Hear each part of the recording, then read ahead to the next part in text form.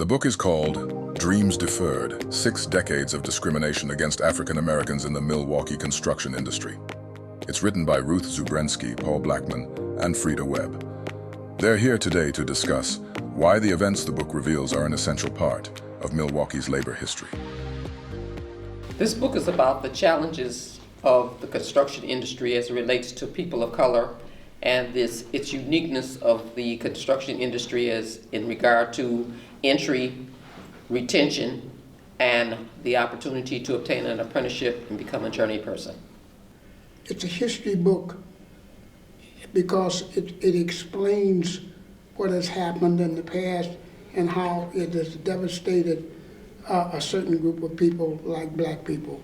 I knew that the construction industry was almost all white as long as I've lived, and I wanted to find out how this could come about, where a good percentage of the Milwaukee workforce is African American and minority and women. The construction industry is what I learned about it as a result of being a part of a study that a U.S. Supreme Court decision called Croson versus Richmond, where the Association of General Contractors in Richmond, Virginia, took the city of Croson to court in regard to goals established for minority business participation on contracts. They basically said that no group should be given preference. So what the Supreme Court decision was that in order for municipalities, governmental entities, to establish goals related to race and small business participation on contracts, that they had to research their communities to determine if there was discrepancies and discrimination, and if it was justified to establish a program which basically required minority and small business inclusion. So the construction industry is a profession that provides a livable wage, family supporting benefits, and it is also unique in regard to its structure. It's majority white males, and if you don't, it's basically made up of family, friends, and etc. And if you don't know anybody, in particular since Milwaukee Public Schools no longer has vocational education, you're not aware of what it is, how to enter, and how to be retained, and how to manage such a lifestyle. I was really interested in the statistics from way back, how few African Americans had ever entered the building trades. The building trades are about 12 or 13 trades. Yes, 15 trades. 15 trades. And they each have a joint apprenticeship committee there, which are all white males particularly, and there was no way that an African American had to climb the ladder and get into one of the building trades, which are the best jobs in the construction industry. In a sense, it's a secret about how one becomes a skilled tradesperson if you don't know anybody that's a skilled tradesperson. And in particular, since Milwaukee Public Schools no longer have vocational education in the public school system taught by people from the trades. So there's these skill sets: carpentry, electrical, plumbing, etc. skills everybody needs, but many people don't know how you get there, in particular how you become one of their skilled tradespeople. So, and then also in particular is decision makers, elected officials who make decisions about many taxpayer funded contracts don't seem to understand or appreciate how to advocate and what is unique about it, and why they should be much more informed about being inclusive of their constituents on taxpayer funded contracts. We're talking about all the available jobs.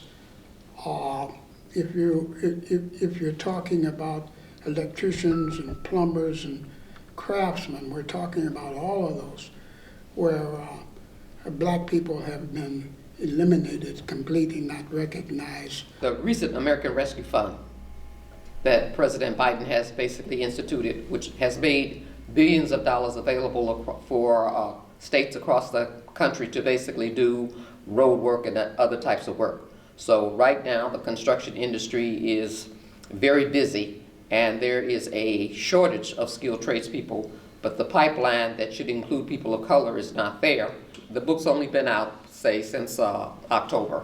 So we're in the process now of making the book available and promoting the book. And so this is a great opportunity for us to share this information, because that's the issue. Most people don't know the gaps and where the lack of accountability is, and connecting the dots, so thereby Milwaukee residents, constituents have a pathway into these career opportunities, which are family supporting jobs with benefits.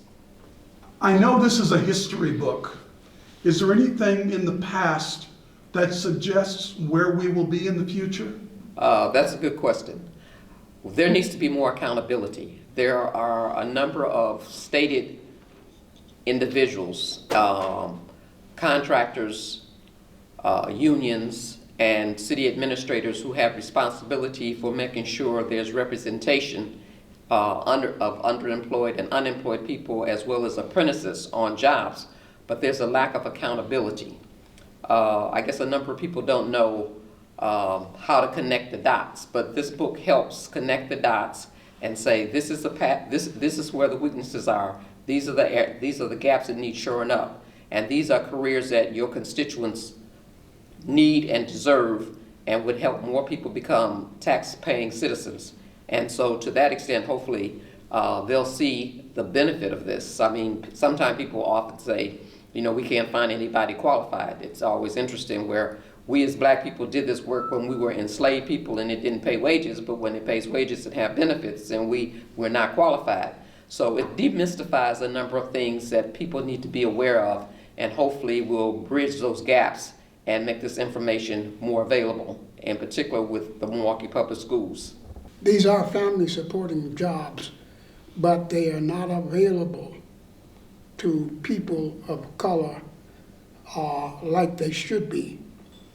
And so it has reached the point that black people understand that we can no longer depend on anybody but ourselves if we're going to survive.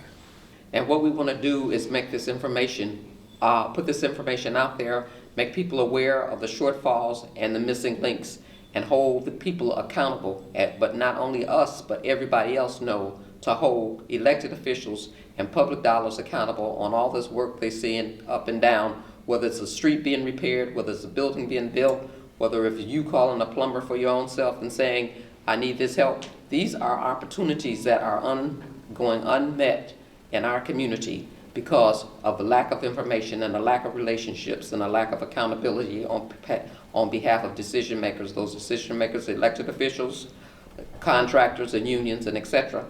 And it's said already that the present skilled trades workforce can all retire within the next 5 years. Half of them can retire within the next 5 years.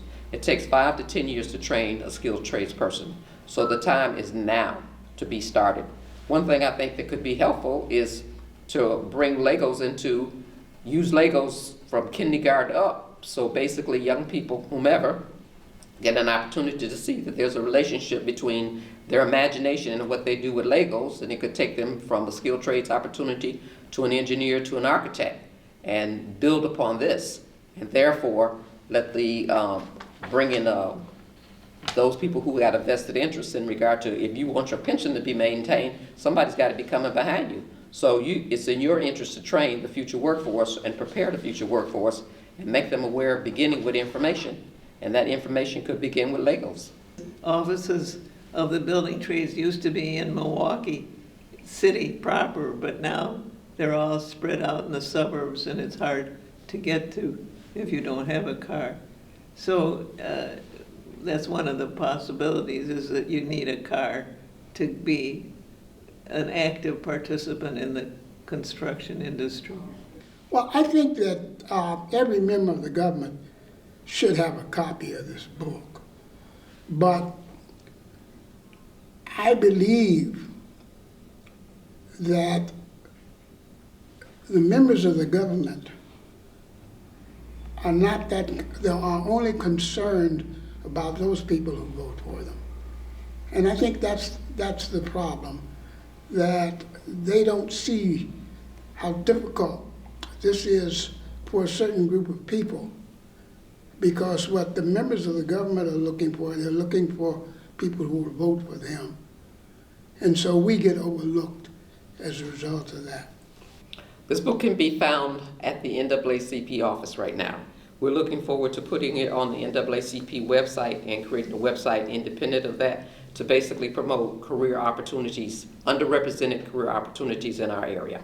So we hope to basically promote it, and also we just don't want people to have a copy of it. We want people to be able to read it or be willing to read it or read it with us so we can help them connect the dots to say these are opportunities that are going unmet. These are tax dollars that could basically some of our residents have that would make them gainfully employed, make them homeowners, make them have a vested interest in their communities, which I think is a win-win.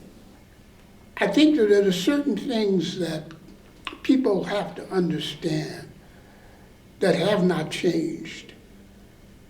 There has not been a large change in terms of how white people have looked at us. And I think we need to understand that the only people that we have that we can depend on is ourselves. Well, life is about who you know and what you know. And the reason I got to know the construction industry is kind of happenstance, but I want that to be broader than that. I want all our young people, in particular Milwaukee Public School students, to know about these career opportunities, not only them, but their families. I want elected officials to be aware of the role they play in the decisions they make with public contracts in regard to everybody's tax dollar and the benefit, the win-win it is for them to have and require resident participation on the contracts as not only laborers but as skilled workers and on a path to a career that starts with an apprenticeship. And that it's critical to have mentors because things will happen along the way, and I don't think you need to throw the baby out with the bathwater on the first or second time, because it is a career is a lifestyle, and it is not easy to basically know and understand and appreciate the uniqueness of the construction industry, but it's also important that the construction industry team build and acknowledge their existing workforce perception of new hires, in particular new hires of color, and basically work that out because it takes a team to do anything. Once again, the book is called Dreams Deferred, and you can presently get it at the Milwaukee NAACP office, 414-562-1000. Thank you. The book is called Dreams Deferred: 6 Decades of Discrimination Against African Americans in the Milwaukee Construction Industry.